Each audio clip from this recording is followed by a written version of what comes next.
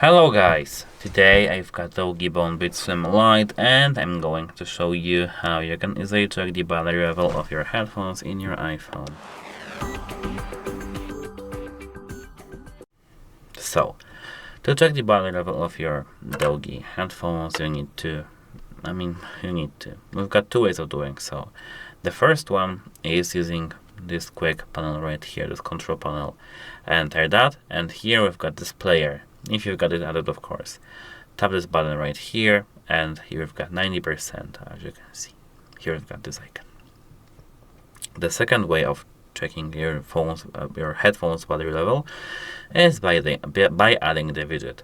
Hold your finger in the background of your phone, tap this button in the top left corner, and here tap Add Widget. Scroll down and tap Batteries. Now we've got three types of the battery widget: the largest one, the middle one, and the smallest one. Let's add the biggest one, for example, and here we can see that our headphones are between 90% and 100% because they're kind of buggy, because they show 90% and then 100%. That's how it works. Bye!